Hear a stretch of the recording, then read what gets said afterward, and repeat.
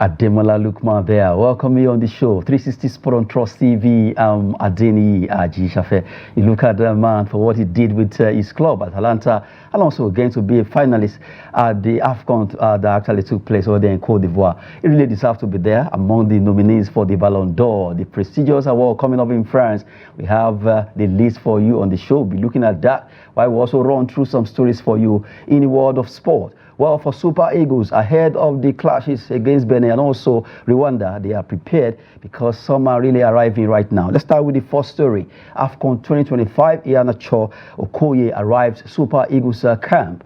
After all, Iheanacho had been expected, and he actually came in yesterday alongside Maduka Okoye, who have right now joined Eagles camp, making 22 players that are in camp right now. Looking at the Kells, as they call it, senior man Kells has actually arrived, and there's a performance that Nigerians are waiting for to see what they would do concerning those games that they will be prosecuting during this weekend and also on Tuesday away in Rwanda. For Iheanacho, Alassane, Yusuf, and also don't forget Moses Simon. They all arrived the camp, and not forgetting Tanimu. Tanimu also arrived, and Moses Simon also making it there. For Samuel Chukwueze also has actually arrived, making the team to swell to 22 players. They are waiting for Victor Osimhen to arrive today to make the whole team, while they will train fully under the coach Augustine Eguavoin, where they will be playing against that's the team of Benin Republic, that's Cheetah of Benin Republic, and also Amavubi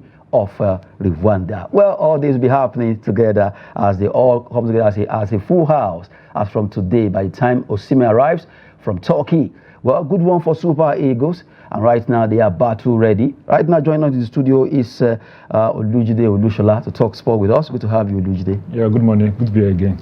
Okay, you just saw the arrival of senior man Kells joining Super Eagles squad over there in Uyo, now making 22 players. Maduka Okoye, Moses Simon, Tanimu that replaced Brado Sahi Samuel, not forgetting Samuel Chukwueze, and also Alassane Yusuf from far away USA.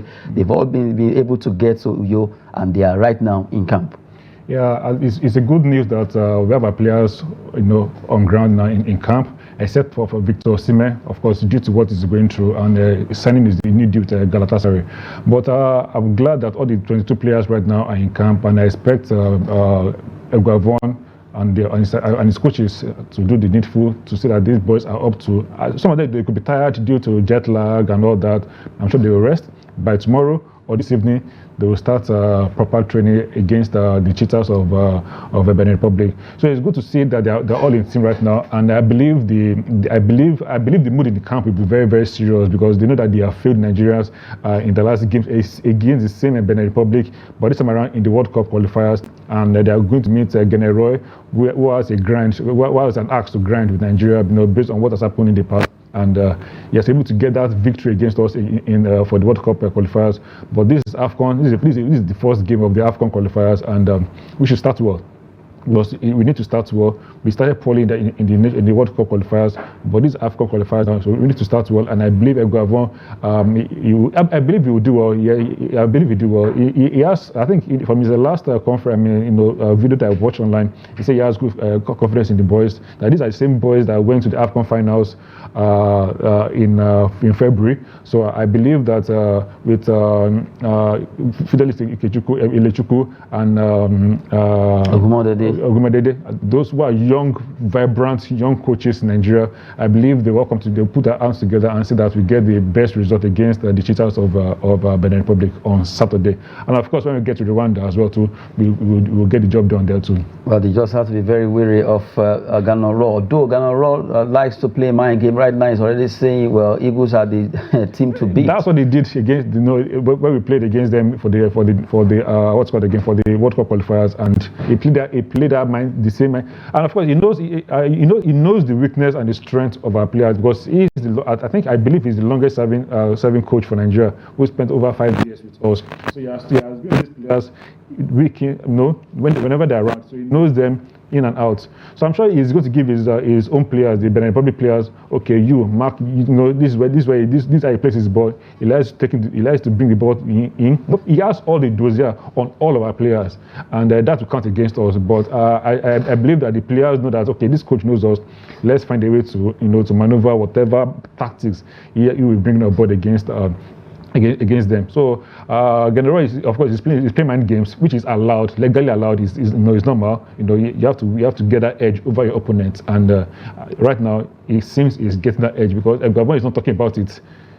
Maybe it's also his own form of mind games as well too. So we are seeing the mind games of two coaches, and I believe Gabon will get the job done against them on Saturday. And again, we use our more or less like our hunting ground for visitors. Let's see what happens concerning Super Eagles there as they play their trade over there in Uyo against the Benin team. They call them the Cheetahs. The Cheetahs versus the Eagles. What's a battle that will come on Saturday 7th before they travel to Rwanda, precisely in Kigali, for those games. Well, right now we're just looking at how the Eagles camp is really bubbling because 22 players are already in camp, and you saw in those clips the arrival of those players there. A good one, Kelechi Iheanacho with his experience with Super Eagles and also football in Europe, bringing everything down here. And not forgetting Moses Simon, Tanemu, Chukwueze, all in camp ahead of these crucial games for the AFCON 2025 to be hosted by Morocco. And right now, while we're talking about that, Osimhen has been expected today, and hopefully the Lion, as they call him, will actually jet in. And let's see how the team will trade together as a full-pack team for us to see their performance against Benin Republic. Well, while we talk about Eagles, let's just cross over and talk about some special Eagles. Yes, this time around we talk about Paralympics team. Already they are over there in France fighting for medals, bronze, silver, and gold. But yesterday we were able to scoop one medal. That is silver, a bright one, golden silver there, coming from a fantastic Paralympic athlete, Esther Nworgu, powerlifter, wins silver in women's 41 kilogram powerlifting category, coming behind Chinese, but really she did well. She fought hard in that particular powerlifting by being able to win silver, even though she wasn't happy, but she was still able to win silver. And right now, Nigerians are celebrating her. That's tears. She wasn't too happy for getting silver, but she tried her best. She was able to do well in the 112 kilogram and also 113 kilogram, rather 118 kilogram category, where she was able to gather the two together. We celebrate Esther Nworgu for being able to get silver. So it's coming in, and we still have 7 more power lifters to represent Nigeria. The likes of Folashade Oluwafemi are still there. More of them, they will be competing in the competitions, and we'll be looking at the events for today at the Paralympics. But before we look at the event for today, let's talk with Jide. You look at Nworgu getting the silvers. Yes, she still shed tears. Yeah, it's a good one to see Esther doing what she did yesterday, and she broke the record twice. But the Chinese girl said no. I agree. This is my medal, and sadly she had to go for the silver. But like you said, golden silver. We've all known right from the onset that the Paralympics are our best chance. The powerlifters actually our best chance of winning medals at the Paralympics, because they have always been giving us medals at every form of competition they've ever gone to. African stage, world stage, Commonwealth, everything. So they always get the medal. So it was going to be a very strange thing, and I would say satanic as well. If we did not win any medal in powerlifting, then I know that there's something wrong somewhere. But of course, we all expected them just like that. Okay, these girls or these guys will give us the medals, and of course, the badminton. Enola got bronze in badminton. She got bronze, and now Esther's gotten her own silver too. So now we are graduating from a bronze to silver. Then gold is coming. Gold is coming. I believe, and I'm very, very optimistic that we will surely get a gold medal in powerlifting. I got out of the remaining 7, at least, no matter how, one of them should be able to get gold. Yes. That's why I say we are moving from a silver, from a bronze to silver. So we will surely get to gold. Is a greater step. I just have that faith that these girls, or rather these athletes, these para-athletes, will deliver a gold medal for us, at least to give to. They will help us to wipe away the pains, the sorrows, the anguish, whatever that we had with the able-bodied men and women who took how much 12 billion to people keep saying 12 billion, but people are not looking at that money was split into two. 9 billion for them, 3 billion for these guys. Yeah, okay, yeah, 9 billion, but then they came back, empty-handed, and the people that were giving far lesser money, where I believe actually they deserve more because of their peculiar antecedents at the Olympics. Yes, and again, naturally, I will not call them disabled, but they're challenged. They even needed more money than the fully abled people. But be as it may, they have the 3 billion naira given to them, and they are wiping away our tears and all that. At least at all, we will not end the 2024 Paris Olympic empty-handed, and that's a good news for Nigeria. And kudos to the para-athletes. They deserve to be given more money than even the able-bodied. I'm sure that they're justifying because they go through stress. It's not easy for somebody who's disabled, wheelchair, having special places for them to go through and all that, and they're feeding. So I think the government should look at a way of funding them more. They are special athletes. They are special athletes, and they're giving us special medals. So we should give them kudos to the team and kudos to Team Nigeria as a whole. For the feats achieved so far in what it is there for Esther Nworgu, giving us silver in that category of 41 kilogram, where she actually did well against the Chinese lady. Well, congrats to her for being able to lift 112, 118 kilogram, and also breaking about 2 records, even between her and the Chinese lady. They broke 4 records. In that competition. Gold for the Chinese lady and also silver for Nigeria. And really, it's a golden silver because so far in this competition, this is the first silver that we actually won. And you look at, just like Jide said, we're actually ascending to gold from bronze by Ademola Bolaji to silver by Esther Nworgu. From there, who knows who's going to be getting us gold very soon. And now, let's look at the events for today at the competition taking place in Paris, France. Team Nigeria, the A schedule, Thursday, September 5.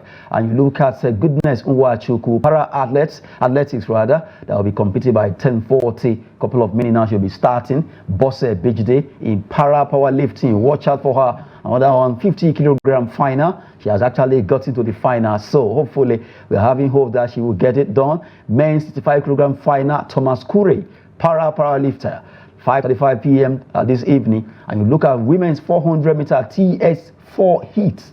Hannah Babalola in para athletics by 11:57, she will be running there, and hopefully 4 of them. Who knows? We have 3 finals. We have 3 finals. So, but I'm putting my money on the Bosse Bejide and Thomas Kure. And the goodness what you also go to the final rather now S64 women. Yeah, for short put. I will not really put. She could win something, but then my priority more is on the, because that is where we get all our medals. Strength. Yeah, that's our strength. So powerlifting, so I'm looking forward to Bosse Bejide and Thomas Kure, then the finals, and I believe and I hope that they will win a trophy. I mean, a medal, most likely gold. Well, looking at this particular 4 competitions today, events, Goodness Nwachuku, short put women F64 final, women's 50 kilogram final, powerlifting, Bosse Bejide, Thomas Kure, powerlifting in men's 65 kilogram, while we have women's 400 meter TS4 heat. Hannah Babalola, all the 4 be competing today. And we wish the finalists, the 3 of them, the best. Hopefully we can get 3 goals today. Who say we cannot? Of course we can. We can. Yeah, we can. Yes, we can. So as it is right now, we are hopeful that in a couple of minutes it will actually come in that another medal has been won. In fact, we're looking at gold if everything goes well with our Team Nigeria para athletes over there in France. Giving them kudos for what they've done for Esther Nworgu. Congrats to her, and hopefully we continue to get more medals there. While we celebrate them, let's look at another set of Nigerians who are far away in Colombia. Well, they fought hard. Their hearts out, even though some skirmishes of what they couldn't achieve. They lost again to Germany in their game after defeating Korea in the first game, getting 3 points. Hopefully thinking they will be able to do it against the German machine, as they call them. But right now, the lady actually rolled right over them, and they won. German beat Falconets 3-1 at FIFA Under-20 Women's World Cup taking place in Colombia. Precisely, they play in Bogota, the capital of Colombia. It was a tough one. Our ladies couldn't at least complete the chances they had. They lost that game 3-1 against Germany. Yeah, it's a very sad one, and for the fact that we started on a good note, defeating Korea, but then the Europeans, of course, they always have an edge over Africans, one way or the other, and Germany, of course, got the job done against our team. Yeah, it's a sad one, but they still have a chance to go through. Of course, if they win their next match, and let's see what pans out, going forward. But I think the girls are trying to prove a point that that they're a good side, and the government has given them every support they need, to succeed. And I believe that they should get the job done, because we've always excelled at this level.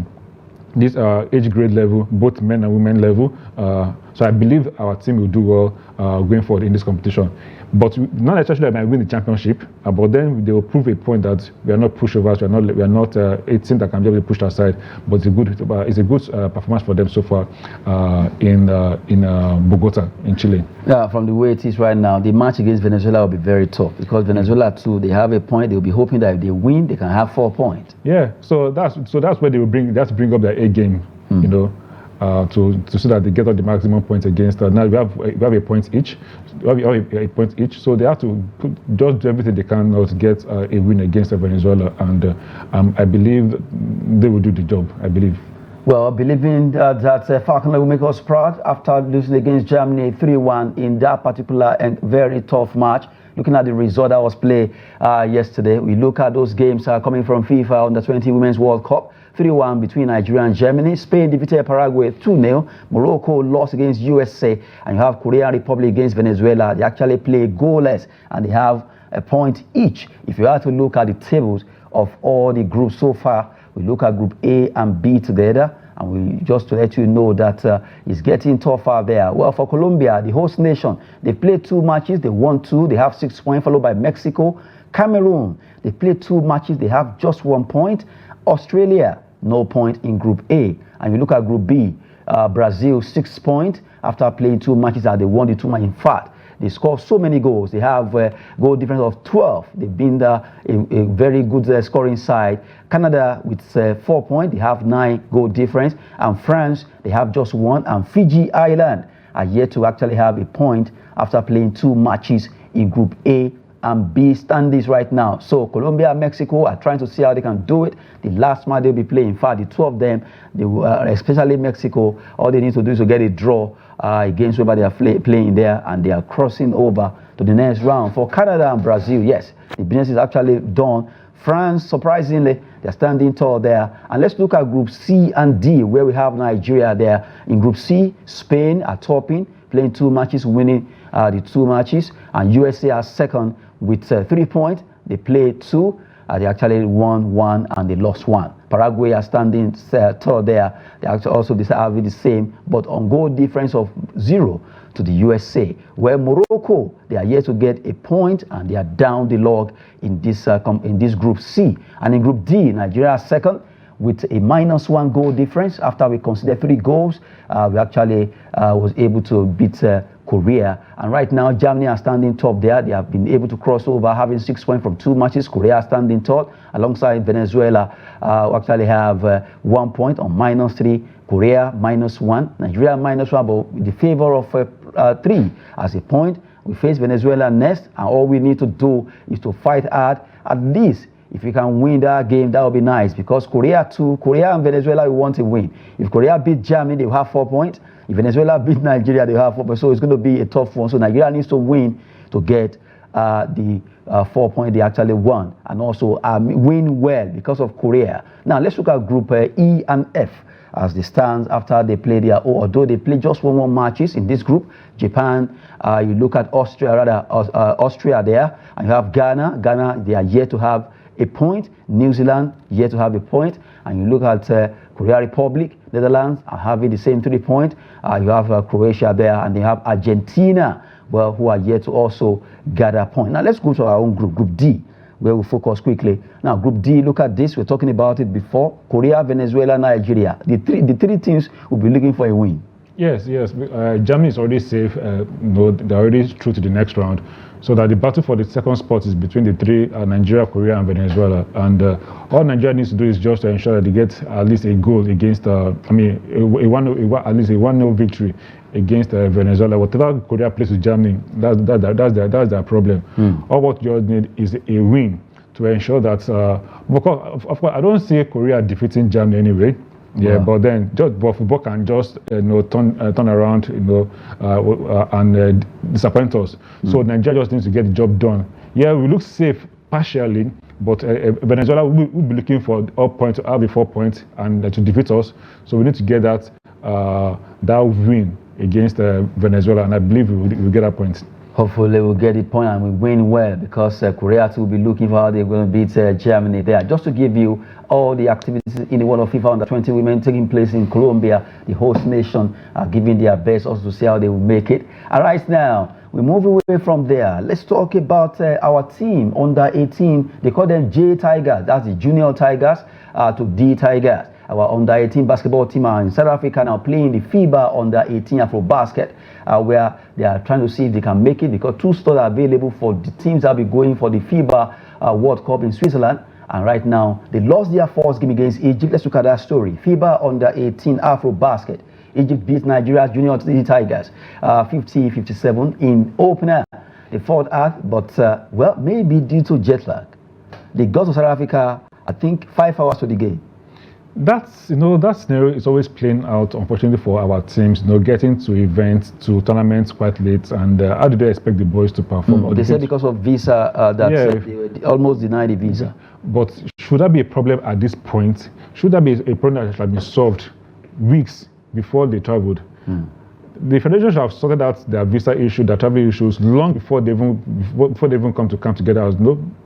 We should have sorted out weeks ago. Why on the day of them traveling, or a few days that's when you're not trying to sort out their visa, they're traveling. I think something must be done concerning this issue of visa delay and all that, because at times when it comes to this, we notice, like someone wrote, that Egypt, South Africa always find a way to hold down when it comes to this kind of junior competitions. Yeah, I know. It's like they play mind games, to demoralize the team, which is something that is very, very funny when it comes to African sports generally. Yeah, the Arab nations, they do that regularly. We know that's the antic, but the federation know that this is the antics of these people every now and then. They shall find a way to submit earlier. Yes, right? Yes, and ensure that and play all the diplomatic role you have to play. What if they submit early and the embassy refused to work on it?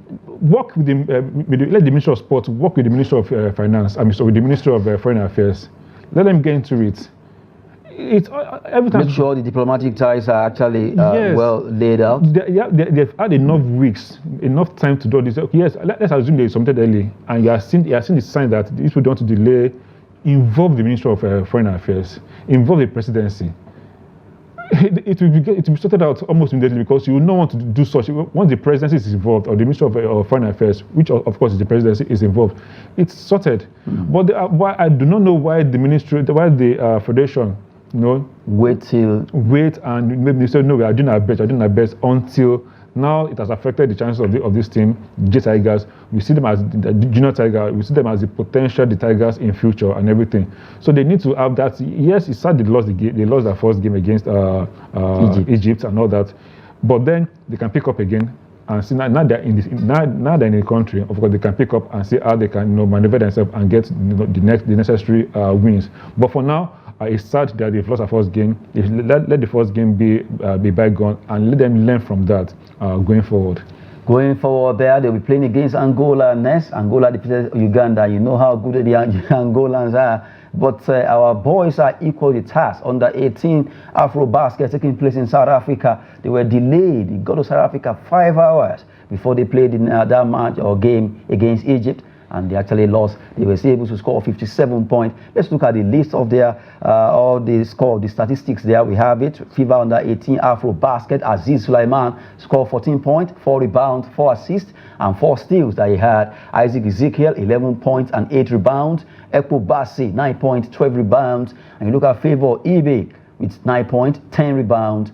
and David Ike with 4 points, 11 rebounds. What's a way to fight for the Junior Tigers after traveling from Nigeria to South Africa, playing match 5 hours after. That's a big one there, but they fought 70 to 57. That's a fantastic performance. Hopefully, they will get their acts together against Angola and they will do us proud. Still hoping that they will do us proud alongside the ladies too, who are also participating in this competition. Now, away from basketball that we just talked about, we move away from dunk and slap to football.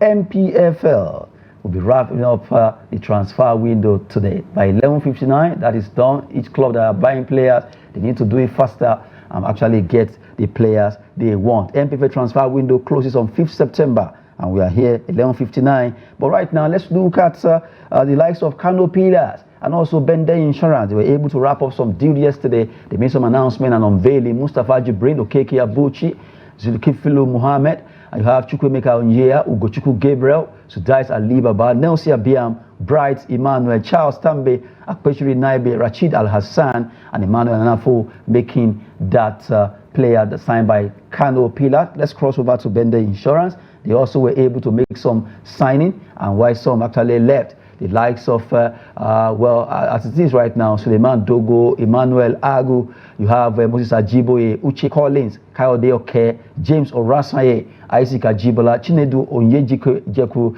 and you have Uche Martins, Jesse Kelechi, Nazir Mohammed, Stephen Bekewe, and you have Martin Owolija. All these players right now have been signed by Bende Insurance, where we know that Amaso Basoge, their goalkeeper, is with Eagles right now. But so far, they are battle ready. Going back to the story, the windows closes today. The Nigerian league is one league. I know that there are a lot of transfers, too much transfers. They don't want to be announcing one by one. So honestly, they do it. 13 players at once. I don't know. Some 17. Some. I don't. How they even do it? It's always very strange when I saw this report whereby Kano Pillars 12 players, Bende Insurance 13 players, almost all the clubs did that. Raymond, everyone, all of them. So the Nigerian league is the busiest league. I wonder the kind of paperwork that are going on every now and then. This one is going to. How would they perform? Okay, now the coach there will now have to start a game with a fresh set of players all over again. And how will we perform in Europe? I say in Europe, in CAF competitions, when you are having fresh players every now and then. So, what tactics is the coach is he going to bring in? Compared to that, the coach has been with some players for the last 3-4 years. They already know his tactics. They already know his game plan. He has already instilled in them. So now fresh players are now coming. How are they going to perform? So it's just very strange how this transfer just. And the funny thing is that we don't even know how much they are buying each player or selling each player. We just we have bought this player, we have signed these players. So the Nigerian league ecosystem is just shrouded in secrecy, in uncertainty. It's full of mystery as well too. 13 players for a new club, just signed, league has started. How would they gel? All the clubs. I think that's the style with MPFL, and something must be done concerning this. It's the only league I know in this whole world that sell players and buy players as much as this every season. Something must be done concerning this style. Even though yes, the unveiling is getting better now, but this massive buying and selling, massive 12, 13 at once that you unveil. Maybe what I'm looking at is they are trying to look at, okay, let's just gather them together at once and let's do, instead of unveiling this one today, tomorrow you unveil, and just like that. Yes, but okay.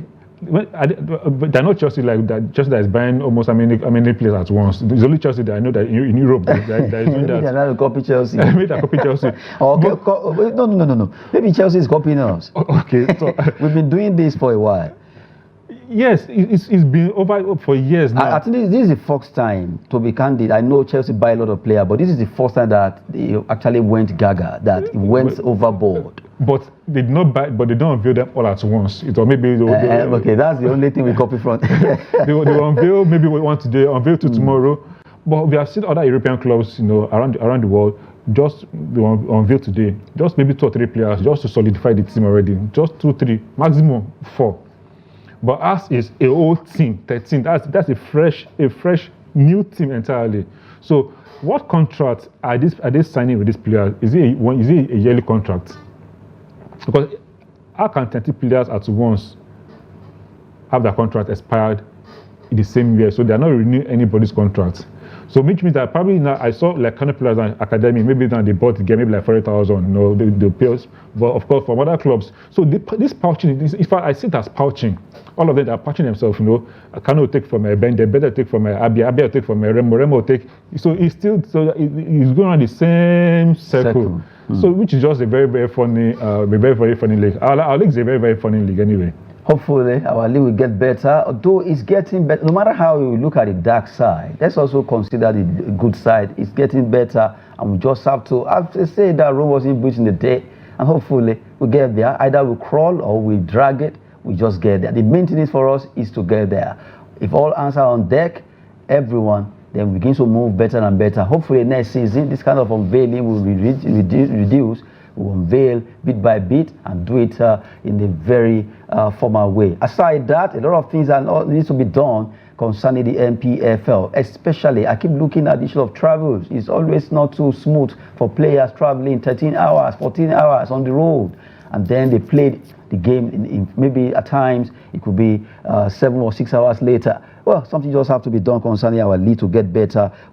That's why most of them run away to clubs in Tanzania, Sudan, the Benin Republic. Liberia. Apart from that, the pay that they actually offer them too, and we heard that NPFL are trying to get a cap where they will see how they can at least the clubs will pay this player well, and also make sure they pay them in time for them not to move to these leagues.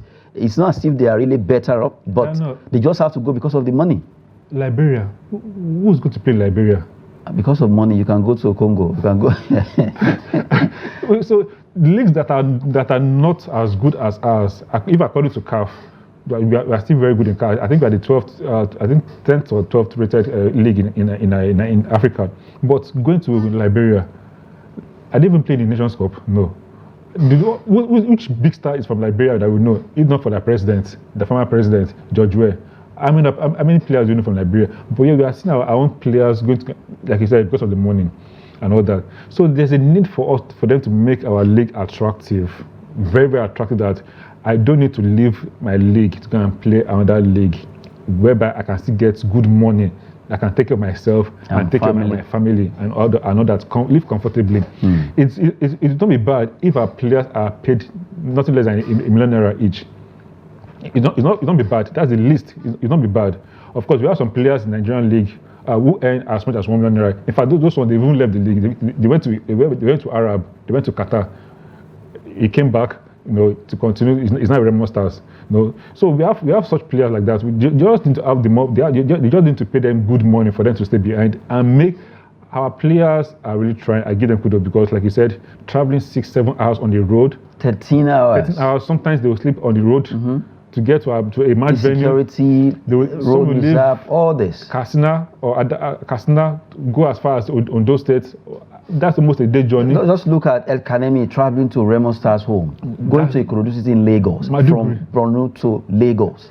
That's almost a day journey, and they will surely meet all up. The roads are bad, and then they will start to play that night. The following day, and after that game, they're coming back again. And from there, they're going to another state for another game. So there's a need for the club, for the MPFL, for the club, and for the government who owns the club to ensure that these players just be flying them. Well, we just have to get it right. The business of running football clubs in Nigeria. Well, if you, as a state government, if it's not too convenient, it's not better than suffering these players going on the road every time. It's not really safe for them. And aside that, if you want performance, they need to be there in time.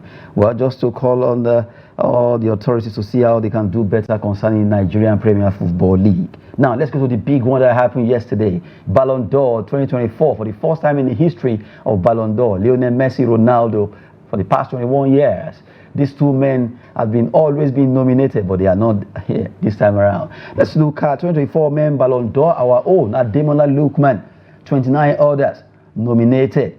Now, as it is, Ademola Lookman, you saw the performance of this young man, 26 years of age, and he was able to at least do well with his club, Atalanta, Bergamo there, as they won the Europa League, and also it got to the the final of the AFCON, where we lost against Cote d'Ivoire, the host nation. That's a fantastic performance, and we saw what he did at the Nations Cup and also with his club. Right now, let's quickly run through the list of the men's nominees. 30 of them. We look at Bellingham, Vinicius Junior, Rodri, Dani Carvajal, Bukayo Saka, Ruben Dias, William Saliba, Phil Valverde, Cole Palmer, Lamine Yamal, and you have Erling Haaland also making that cut. Kylian Mbappe, Toni Kroos, Martin Odegaard, Emiliano Martinez, Granit Xhaka. You have Artem Dovbyk, Harry Kane of Bayern Munich, Matt Hummels, Hakan Calhanoglu, and Nico Williams also making it. Phil Foden, Florian Wirtz, Daniel Olmo, Declan Rice, Vitinha of PSG making the cut.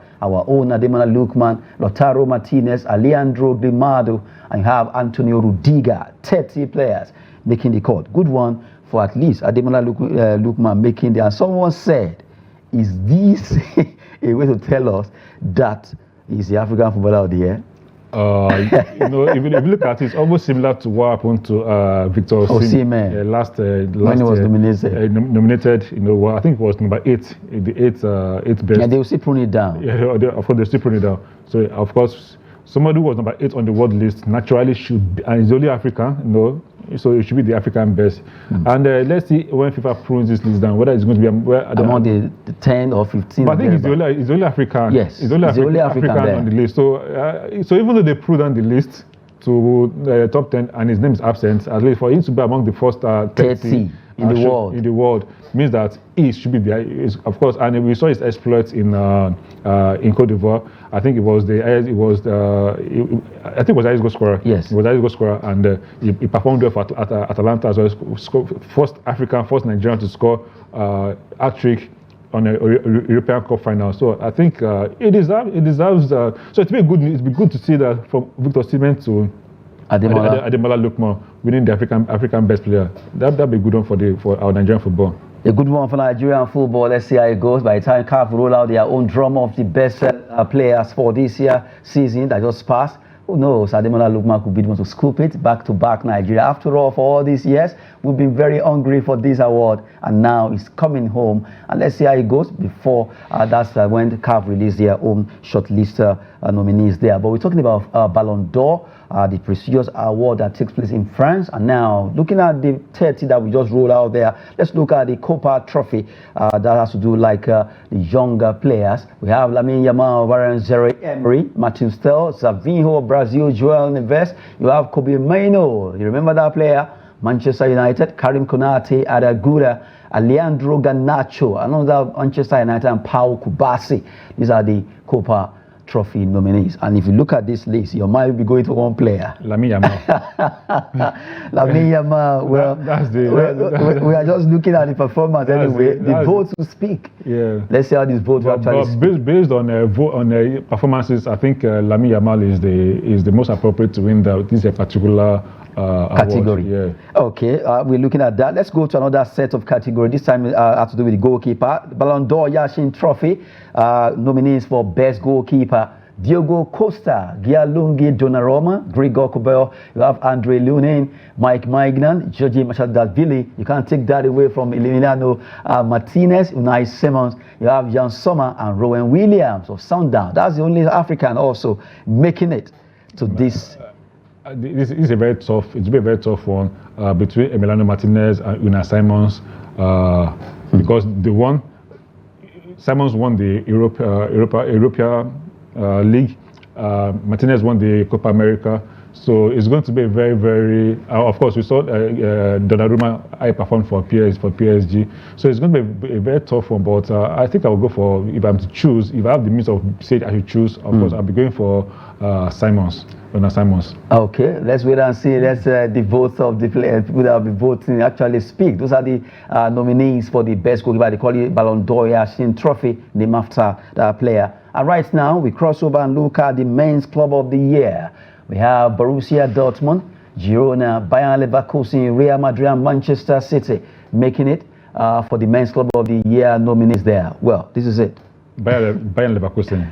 Seriously, they showed that was for them to have gone undefeated for the whole season, and they only lost one match against Atalanta at the Europa Cup final. That's the only match they lost. But I believe they should go. I believe it should be Bayern Leverkusen because they were just a fantastic side last season. Undefeated. Let's see how it goes. Real Madrid also, they won the Champions League. Yes, of course. Real Madrid is my club. They won and we lost, but but then if you're looking at the team that actually performed, very, very well, it's Bayern Leverkusen. They really went with so many unbeaten rounds. Yes, so I think they should be the team of the year. And Girona too, surprisingly, they are still doing well now. Nobody expected. Girona is just like a Leicester of 2016 year. Yes. In fact, at the point they were topping the league, Girona. And look at what they are even still doing now. They're still at top. Girona, among them. of all clubs, topping the league. But when they go to the business end, when they play against Real Madrid and Barcelona, they dropped. They lost against those two teams. But then they remain in the top 4. And of course, they were playing in Europe. So which is a surprising thing from a team that has no, in quotes, pedigree. But it has a bit of football, Surprises come from unlikely sources, and Girona is one of those unlikely sources. Unlikely sources. They are just giving you the roles of the nominees for those award categories for Ballon d'Or awards coming up in October 28 in France. Let's look at the last one in the men's category. That has to do with the coaches of the year. We have Xabi Alonso, Bayer Leverkusen, the man that led them to win that coveted trophy. Carlo Ancelotti, the Don. Carlo, Real Madrid. Luis de la Fuente, Spain. Actually, they won the Euros. You can't take anything from Gianpiero Gasparini, Atalanta, winning the Europa League. And also Pep Guardiola, Manchester City. They conquer England back-to-back. How many times now? Almost 4, right? 4, if I'm right. Lionel Scaloni, Argentina. Well, you can't take anything away from him too. Copa America, done. World Cup, done. So all of them are really deserving. All of them. There's no. It's very difficult to pick one out. This should be the. This is very, very, very close. He also won the league. He won 2 trophies. Ancelotti won 2 trophies. Luis de la Fuente won the Euros. Gasparini won the Europa Cup. Guardiola, of course, we know his exploit already in England. Scaloni, as you said, the World Cup and Copa America. So all of them are all deserving. So it's very, very. So you just got to be. I cannot even pick anyone to win anyone. So if you have to pick, finally, you just have to pick one. Okay, say I have to pick. I'll still go for Alonso. Xabi Alonso. I don't know. Xabi Alonso. Well, we wait to see who will be getting it done. All these coaches. Because all the other coaches have won, except Gasparini, who has not won anything. But Carlo has won trophies in the past. De La Fuente has won trophies in the past. Guardiola has won as well. Scaloni has won. So only Alonso and Gasparini, this is their first attempt at winning a trophy. You just give one of the two of them. Maybe they should give two coaches. Okay. if the votes actually ties, they could give 2 coaches at least. All of them really deserve in this particular category. Well, that's for the men. All the category, about 5 categories there: Coach of the Year, Club of the Year, the Copa, the Yasin, and also the Best Player of the Year. That we just saw 30 lists. The Ademola Lookman getting the cut or the nod to be among the top 30 before it will be pulled down, and hopefully he can still make it to top 10. Who knows? So Risime was top 8 last time, and he won the African Footballer of the Year. And also Ademola Lookman being as the only African making that cut. Although for the goalkeeper, Ruben Williams, South Africa also made the cut for the Best Goalkeeper Award nominee there. Now, let's talk about the women. The Women Award, we have about 3 categories, but let's start with the story. 2024 Women Ballon d'Or, Ademola Marti. That lady has done well for herself. 29 others nominated. Let's look at the list of the nominees for the women. Ademola Marti, Spain and Barcelona. Barbara Banda, yes, we have an African.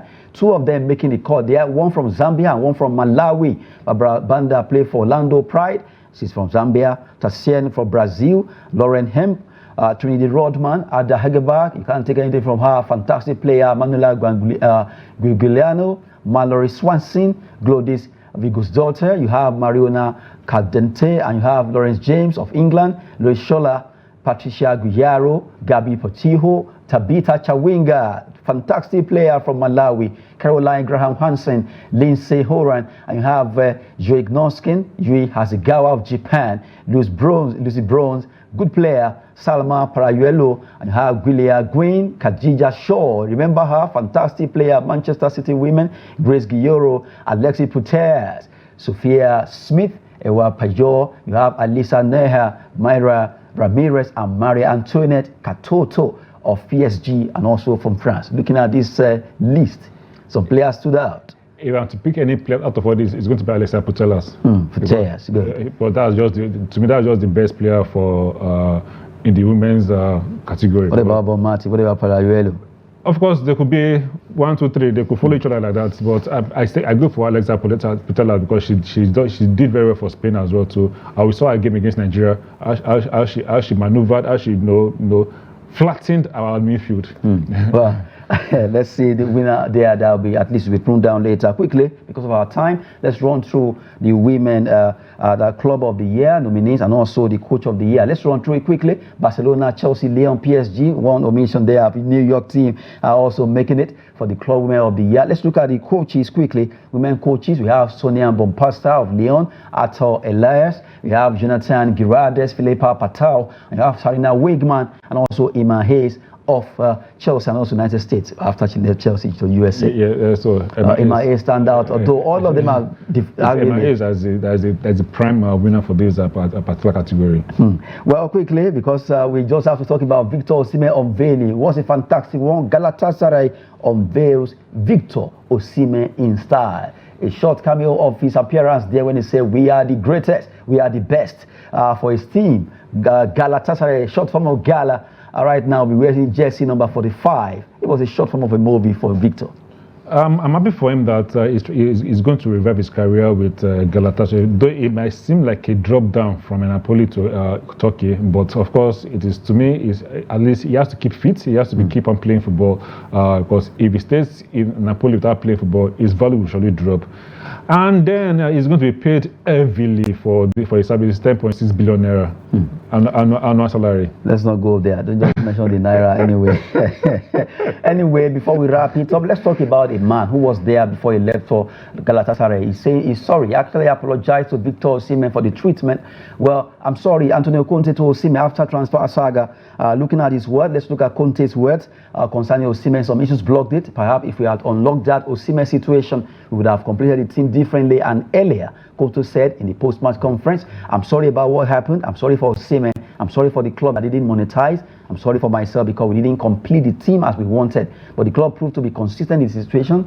Napoli boss continue. Coherence is the starting point. But when it comes to respecting the rules, the club proved consistent. So I praise them for this attitude. But one way or the other." But Conte, as he arrived at Napoli, he made it clear that I do not bank on Victor Osimhen that he wants Lukaku. Maybe so, because he said he was going. Yeah, but he could have come. But he could have come and be like Ancelotti, manage the situation well. But he came straight away and said, "I am not counting on you." And this is medicine after death. That's just it. Maybe he just felt the way we treated this guy. But right now, I just hope that he gets his act together and he begins to do well. That's just it. So if he fails, so good luck to him. But we believe that he's going to do well. Osimhen is a fighter any day. Yeah, and I was talking about Conte. Okay, Conte, right? For Napoli. For Napoli, if he fails, but which I don't think he will fail because we know Conte is a very fantastic coach. But for Osimhen in Galatasaray, the fans, the welcome, the reception was massive. The love for him. I'm glad that he's in Turkey, and hopefully, of course, he's going to play in Europa, and he's not going to play against Chelsea. That's just the annoying thing. Why did you mention Chelsea here? What about the Napoli team? I wish, Yeah, I wish they meet. Something will just connect Napoli and maybe they meet Galatasaray. In quarterfinals or something. And then he banged those goals. And that I remember that celebration when he did like this. That was one celebration when he did like this. And you look at that. Maybe football has a way of turning around. Yeah. And this just happened. But it was a very messy transfer concerning Victor Osimhen. But finally, at least he's gone to where he's happy. We saw the jubilation while he was with the fans of that club. And how it was actually received. The reception was warm, fantastic, and they were really happy because they know that African Footballer of the Year are coming to play with them. That's good. And with his attitude at Napoli, how he scored so many goals, they really welcome Victor Osimhen. Well, we just have to wrap it up there concerning Osimhen. We wish him the best, and hopefully we get into to meet the remaining Super Eagles in camp ahead of those clashes against Benin and Rwanda. Olugide Olushola, we want to appreciate your time with us. Yeah, thank you for having me again. Thank you. And hopefully we expect medals for Team Nigeria. By 6 o'clock we will know our fate. You know, before 6 we'll have gotten some results. And, hopefully. Hopefully we can. It will be good. We can be at least a scoop goal there. That's it on the show 360 Sport on Trust TV, where we always tell you that business and fitness is just the art of sport. I'm Ademola. Thanks for watching.